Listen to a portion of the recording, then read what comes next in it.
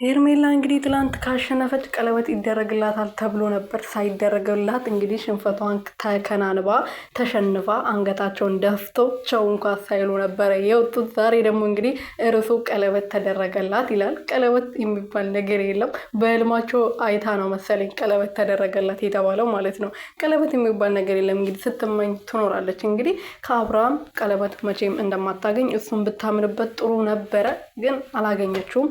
ትላንት እንግዲህ ከዛ በፊት የተሰራ ቪዲዮ ነው ዛሬ የለቀቁት ማለት ነው። ግን ርዕሱ ይገርማል። ቀለበት የሚባል ነገር የለም።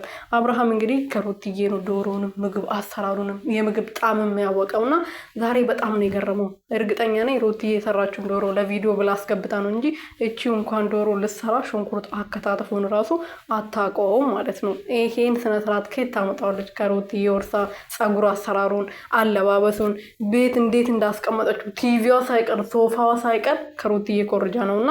ሰላም ሰላም ቤተሰብ እንዴት ናችሁ? ደህና ናችሁ ወይ? እኔ ያለው ፈጣሪ ይመስገን። በያላችሁበት ሰላማችሁ ብዝት ትርፍርፍ ይበልልኝ የኔ ውድና ወርቅ እንቁ የሆናችሁ ቤተሰቦቼ። ሄርሜላና አብርሃም እንግዲህ ዛሬ ቀለበት ታስሮላታል ብሎ መጥቷል። ስንገባ ግን ቀለበት የሚባል ነገር የለም። ይሄ አቤል የሚባለው ከሱ ጫታም ጋር ሲጨፍኑ ነው እንጂ የቀለበት ሽታ ራሱ የለም። እንኳን ቀለበት ማለት ነው ሽታው ይሸታል እኮ ቀለበት ቀለበት ይላል የሆነ ነገር ሲኖር ማለት ነው። ግን እንደዛ የሚባል ነገር የለም የኔ ቤተሰቦች። እንትኑን ታምኔቱን አይታችሁ እውነት እንዳይመስላችሁ ብዬ ነው የነገርኳችሁ የኔ ወርቆች ማለት ነው። በእድሜ